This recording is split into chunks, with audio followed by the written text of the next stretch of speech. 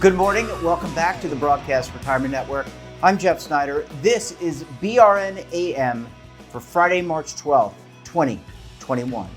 And here are our top stories: retirement changes in the COVID relief bill and keeping it simple for your investment and retirement committee. Well, joining me now to discuss this and a lot more is David Levine. He's a principal with Groom Law Group, an employee benefits law firm based in Washington, D.C. And I should also add, he's one half of the gentleman known as the Legal Eagles. David, it is great to see you as always. Thanks so much for joining us on the program this morning. Thanks, Jeff. Thanks for having me. It's great to be here with you.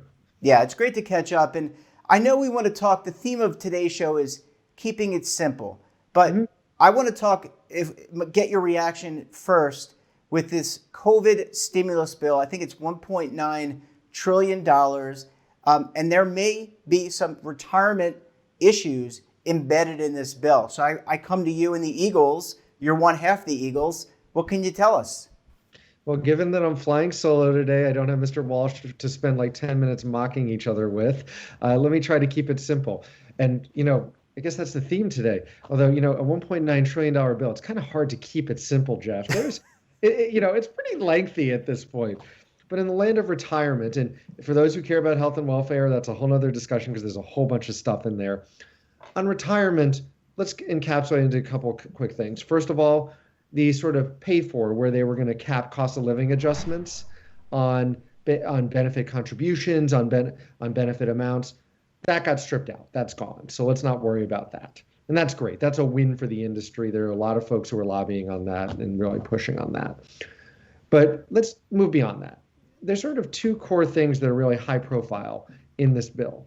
Number one, I would start with the single employer pension funding relief. Basically, the challenge we face on pension funding, defined benefit plans, is that every time we try to tweak the system, there's this classic tension. The tension is, well, we need to get more money in, but the time when we need to get more money in is usually when companies are doing as poorly in the business cycle, because that's when the market goes down. So there's been a million tweaks over the years as ERISA, from when ERISA went into effect till today. But there was transition relief put in the early 2010s that basically allowed people to use different interest rate assumptions that allowed them to spread out sort of their payments over time. And I can get into all the wonkiness. But the simple answer is it meant that less money had to go in each year, which meant that as the stock market went up and down, and especially interest rates gyrated, and especially as they went super low, people didn't have to put as much into their pensions based on these super low rates. It doesn't mean pensions are going under. It just meant it was trying to smooth out long-term costs. This bill would extend a bunch of those smoothing provisions and also allow a further extension of time to spread out sort of like underfunding and deficiencies in pension plans, sort of beyond the 7 years, like up to like 15 years, potentially for people to actually spread out their sort of we need to catch up type of payments. That's number one. Number two is multi-employer plans. It's important, especially as I know we spend so much time in the Legal Eagle segment talking about MEPs and PEPs. These are not pooled employer plans. These are not multiple employer plans. These are multi-employer plans. These are the union management collectively bargained pension plans that we're really talking about here. They have different guarantees from the federal insurer, the Pension Benefit Guaranty Corporation, and a lot of them are running lower on cash resources than they've been ever. And this bill basically provides funding relief, allows to spread out liabilities, gives cash to actually support pension multi-employer plans so they don't go under. So this is a major change that will hopefully keep many of the multi-employer plans that were facing insolvency from going there, and also avoid blowing up the PBGC's multi-employer insurance program, which is different than the single one. That's the basics. They're very significant because it could impact corporate balance sheets, what they need to put in, and just these multi-employer plans. But that's the quick takeaway. And for a lawyer, not too quick. Sorry. Yeah, that was, look, I think you did. Our theme is keep it simple. And I think you did a great job there. And just to kind of follow up on just for the audience's benefit, every pension plan, correct me if I'm wrong, David, pays a premium into the Pension Benefit Guaranty Corporation so that if it were to become insolvent, the PBGC as an entity would then take control or administer the plan. And generally speaking, when that happens, you might see reduced benefit of some type. It has to go through approval. There's a whole process. But David, I've got that correct. And what this, I think, right? You do, Jeff. And to put a little finer point on it, there's the two different insurance programs. Insurance program A is the single employer. There's a much higher limit. It's in the mid to upper six figures of the annual benefit that's guaranteed. But in the multi-employer plan, see, I made the mistake too. In the multi-employer plan world, the limit is much lower. It's in the lower five digits. So that's why you have this tension on what's out there at this point. I think you put it well. The simple way to define the PBGC is a governmental insurance company that will take over running your plan and fund things and take all the money in the plan if the plan isn't able to pay its benefits. Or we can get into the wonkiness, a whole bunch of other scenarios. And yes, most plans are insured with the PBGC, but not all, but most are. So we'll keep it simple. And so I guess my point of that was this is really good news for if you're a retiree receiving a pension today from a multi-employer plan. You're on a fixed income. Typically, if you're a retiree, you don't want that disrupted. You don't want that reduced to say 60% of what you're getting per month. That would be a huge issue for people who are retired. David, we've got a couple minutes left in this segment, and I know we said the theme was going to be keep it simple. And you're a gentleman, you and your colleague, Kevin Walsh, and others at Groom Law, you are regularly sitting in what are called investment meetings and committee meetings, and you're working with your clients to help them create a better retirement program, but also keep them within certain parameters and, within the parameters of ERISA, if they're a ERISA-sponsored plan or sanctioned plan. But give us some of your thought. Let's start off the conversation about keeping things simple, both in those meetings and in terms of maybe plan design too. Sure, absolutely. I think if I started a core area, I want to define what simple means for a second here. It's kind of like, what is the meaning of the word is? Simple does not mean automatically that it's the cheapest. Simple doesn't mean that it's what everybody else and his brother does. Innovation is good. But simple means, in my mind, a process that works, that doesn't create too much burden on operations and can allow the plan to achieve its goal of providing benefits to participants and beneficiaries, but not larded down with so much complexity and nuance that is disproportionately wrong for the plan. That's the thing. Each plan is unique. Let me drill down a little bit more after I've sort of done what is the meaning of the word simple here. Sure. A classic thing that I like to talk about, and you hear this both on health and retirement, and I'm bleeding today between the two different areas because they're kind of converging at the same time. For instance, let's take some basic things. There have been, over the past 20 years, just a mountain of things put out about what you need to do in terms of notices, disclosures, all these different things. And I know if my fellow Eagle, Mr. Walsh, were here, he would say, but what about missing participants? Because I've got to work that into every single segment if I can to please Kevin. True. But the point is, there's so many different things. But the question is, what do you need to do versus what do you have to do? And I think that's why I sort of say simplicity is, so often people are saying, do I need a policy for this or a policy for that? For instance, can you do a fee policy statement? Sure. Are you required to do it? No, you're not required to do a fee policy statement. There's nothing in ERISA that requires it. There's nothing that says an education policy statement. To be honest, you're not even required to do an investment policy statement, but there are lots of good reasons why you might want to do it. So when I say keep it simple, it's to think about process. In your investment policy statement, there's no right or wrong here. But do you need to make it so prescriptive, or do you make it aspirational? I can tell you aspirational is clearly my view of the world, but there's different views. I have no problem if you make it prescriptive, but you got to follow what you're going to say in that document. We're seeing this creep into health and welfare. There are some out there at this point already saying, oh, well, you have all these duties on health and welfare. The answer is the Affordable Care Act put out all these requirements about disclosures and everything like that at this point. Summary of benefits, all these different things you have to do. And the Consolidated Appropriations Act at the end of last year put in fee disclosure from service providers to to employers about what is being done in terms of fees on your health and welfare plan. It is 408b2, the same as on retirement, except for it got written a little differently. The key takeaway on it is, though, that doesn't mean you suddenly have to say that ERISA requires you to do everything you do in a 401k. There's a rabbit hole, and sometimes our industry tends to run down it. And yes, some of it's driven by plaintiffs lawyers who say, well, you should do this. And a lot of the time, there is no requirement.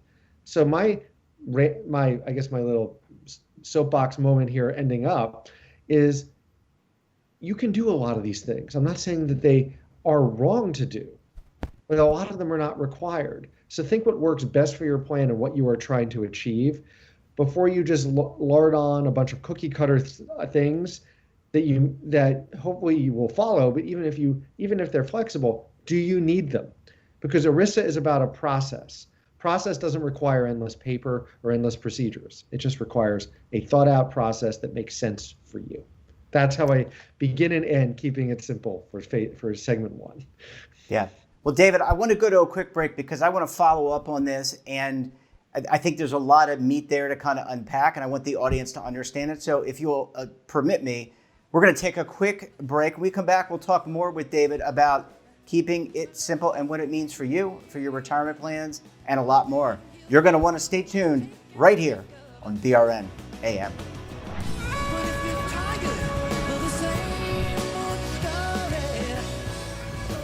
Imagine a new television network that will make you richer, healthier, and in control of your financial future.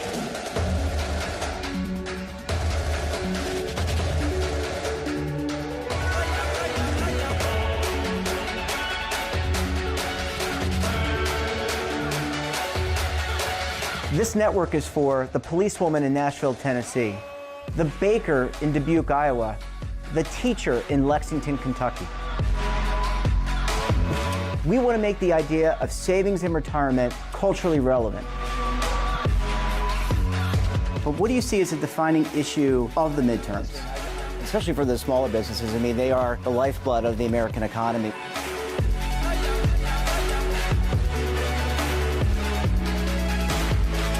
Featuring exclusive interviews, current affairs, and docuseries. 33 years old, you retired early. The philosophy is money only matters if it helps you live a life that you love. But you got to start thinking about retirement as soon as you get in. The Broadcast Retirement Network will drive very high engagement with premium partnerships. So this isn't retirement and savings for your parents or grandparents. This is for all Americans. And we're going to change the way you think about money.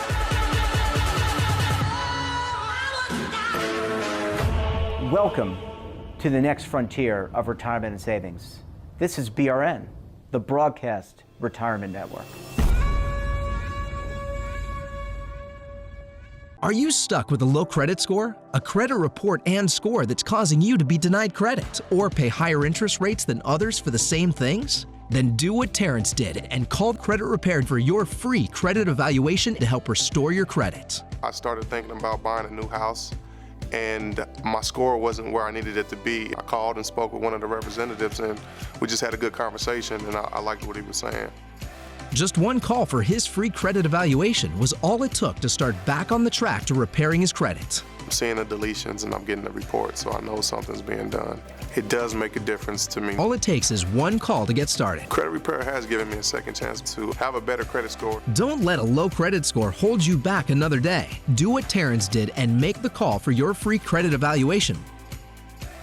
Call 800-819-4152. That's 800-819-4152. Again, 800-819-4152. Welcome back. We're talking to David Levine, who's a principal with Groom Law Group, an employee benefits law firm based in Washington, D.C. David, thanks so much for staying with us this morning. Thanks. It's great to be here, and thanks for having me, Jeff. Yeah. So, the theme last segment, and we're going to carry it into this segment, is keeping it simple. And for those people who are just in retirement plans, maybe they're not aware of all the administrative and financial and legal aspects of running a retirement plan. You participate in a lot of these what are called committee meetings. And I think what you're discussing here is really for these committees to really think about their plan in totality. And I'm not putting words in your mouth, so you can correct me if I'm wrong. Putting their plans in totality to make sure that they run administratively well, that they don't lead to additional cost in terms of administration, which ultimately is most of the time borne by the participant. Do I have that about right? You're absolutely right. I think as you look at this, the complexities of running a plan, I always like to say this, like whether I'm talking to a plan sponsor, a plan participant, which is rare because usually I'm dealing with the sponsor side or the plan fiduciary, or a service provider. Everybody, I think, needs to recognize, and I think this gets lost in our industry sometimes, retirement plans are living, breathing things. And they are complex and messy. They are, to use the phrase I like to say, high breakage, low margin in some cases. Everybody says all the money's being made. I'm sorry, I respectfully disagree with my plaintiffs bar colleagues out there, because it takes a lot to run a plan well. It really does.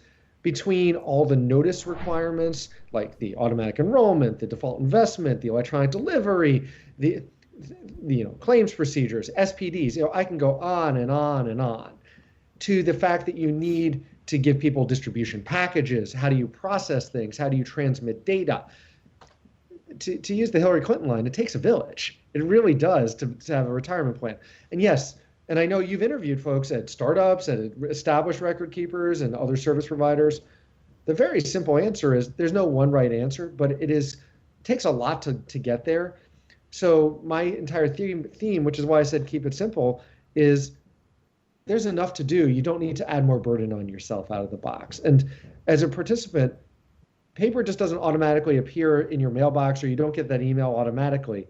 There's a lot of thought that's put into this, and you really need to think about it. Yeah, I'm just thinking about all those communications. It takes a lot of brain power to create. It also has to go through a legal compliance department, both probably at the employer, but definitely at the service provider. Maybe you're weighing in as well at some point as a legal professional. But there's a lot to keeping things simple. And David, we're seeing as it comes to investment lineups, as an example. Remember in the 90s, and I'm really dating myself here, but in the 90s and 2000s, we saw this huge growth of the investment lineup. And then over time, we've pared it down because we've learned about behavioral finance and behavioral choices. Well, the same really applies from a legal perspective. You want to keep yourself safe, but the more you create to follow from a legal perspective, and again, I'm not an attorney, you are, the more you, in a way, can put yourself in a corner. And then you've got to follow those rules and responsibilities, and you can create more work for yourself and also those around you, your investment consultant, your advisor, your record keeper, and also your attorney. Well, you're absolutely right. You went to the 90s, so I'll go back to the 80s. I'm older than you are, I think. Nobody puts baby in a corner. Nobody should put the committee in the corner. If we're going to start going with old movie references like Dirty Dancing, the reason I say that is that is absolutely 100% right. There's just so many pieces here, and what it takes to tie it together. And to me, when you really take all of this together, when you have the committee, I'm all in favor of digging in, and I have some great committees who really dig in, and I'm not trying to say don't do that. But I think the key is do what you think is important and don't just create things for the sake of having it.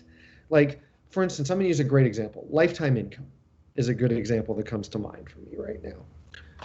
There are different schools of thought. There are, I'll call it the investment house side of the world, and you're seeing this blend with blender products, as I love to call them, between investments and annuities right now. But you have some products that say, and solutions that say, we help you plan for decumulation by just managing you on a glide path to get you through there. We have others that say, we're going to provide you a lifetime guaranteed income stream because we're going to annuitize. Both sides can claim about the strengths and weaknesses about both. I'm not going to get in the middle of that fight. But if you're worried about decumulation phase and retire in place, RIP type of issues with your folks not retiring because they think they're going to run out of money, maybe that's good for you.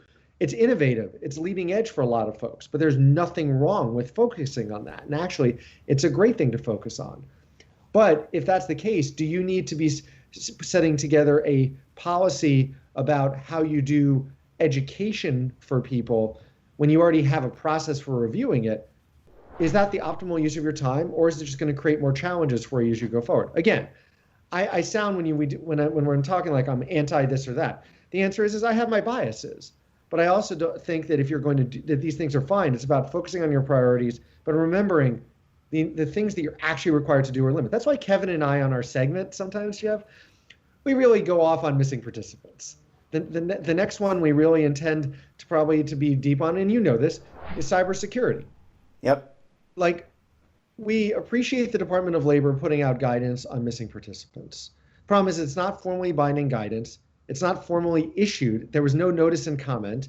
And bluntly, we disagree with some of these things in there because we think that they also run directly into a brick wall of some of the other things we face. The brick wall on the other side is the DOL is going to be at some point coming out with guidance. They've been talking about it on cybersecurity and privacy types of things, and their view on that. And if they do it the same way they did missing participants, where they say this is our view, but it's not formally promulgated, security spans way more than benefits. There's the tech things, there's the SEC, there's the FTC, there's the state laws. I get very nervous when the DOL comes out with sort of things they say are best practices or prescriptive at this moment, because it's not keeping it simple. I understand people should have a process, but ERISA doesn't require you to do all these things. Yes, you want to protect things. I'm not arguing that you think about these things, but it gets into that type of discussion about how weedy does weedy need to be. And this is a voluntary system. So we'd want people not to be able to do this in a way, if you're on a committee, it's really focusing on how do you address things, but not let it become all-consuming. And those are examples. Sorry, David. Really well said. I love the fact that you're an innovator. And if you're spending so much time on some of these more administrative things and you're kind of locked in, maybe you don't have as much time in your committee meetings to focus on some of these other important issues, like how are you going to educate? What are some issues happening with your employee base, et cetera? David, we're going to have to leave it there. We could talk for hours and hours, but you know what? David's on the podcast too with his colleague Kevin Walsh, and you can check him out again later this week on Sunday. David, great to see you as always. Thanks so much for joining us, and we look forward to having you back on the program again very soon. Thank you, Jeff. Appreciate being here. And that wraps up this episode of BRN AM. Have a topic of interest, someone you think we should talk to, then drop us a line. And don't forget, for all the information in retirement, markets, technology, personal finance, so much more, all in one place, check out our website or our daily newsletter, The Morning Pulse. We're back again tomorrow for our weekly show, BRN Weekly. We have a very special guest, and we'll be taking a look at some of our best segments for the week. So until then, I'm Jeff Snyder. Stay safe, keep on saving, and don't forget, roll with the changes.